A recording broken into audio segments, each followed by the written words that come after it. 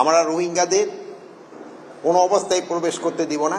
তারপরেও যারা ওই যে আপনি একটা বললেন সংখ্যা ঘুরে গেলে, ওটা হয়তো মানবিক দিক বিবেচনা করে আমরা হয়তো তাদের, যেহেতু ওই এলাকায় যুদ্ধ হচ্ছে, তাকে পাঠানো যায় নাই, বাট আমরা ম্যাক্সিমামে কিন্তু পাঠাই দিছি।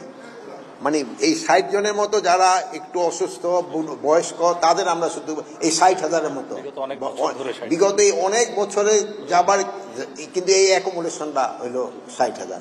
আর একটা জানেন যে আপনারা যে আমাদের সাথে যে মিয়ানমারের যে বর্ডারটা ছিল, এটা পুরাটা এখন আরাকান আর্মির দখলে চলে গেছে।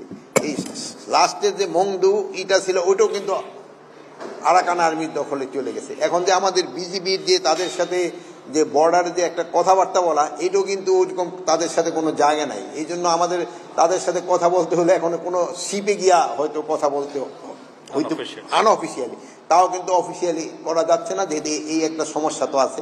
তা আমাদের সরকার চেষ্টা করতেছে এইটা যে যত তাড়াতাড়ি সম্ভব এই সমস্যাটার সমাধান করার জন্য।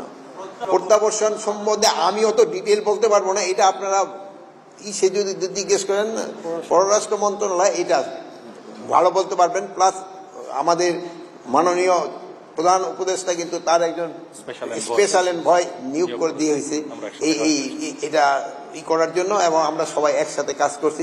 আমরা হয়তো ভবিষ্যতে খুব তাড়াতাড়ি একটা ভালো ফল পাবো। সবসময় চেয়েছেন যে বিডিআর ইসের একটা পুরনো একটা কমিশন করার জন্য।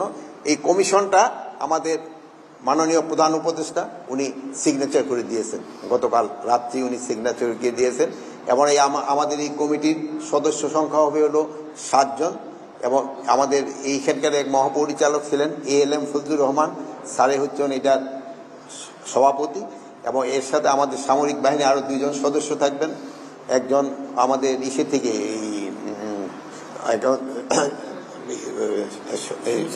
সিভিল সার্ভিস থেকে একজন থাকবেন, এবং ঢাকা ইউনিভার্সিটি থেকে একজন শিক্ষক থাকবেন, জগন্নাথ ইউনিভার্সিটি থেকে একজন শিক্ষক থাকবেন, পুলিশের একজন উপরের লেভেলের একজন কর্মকর্তা থাকবেন।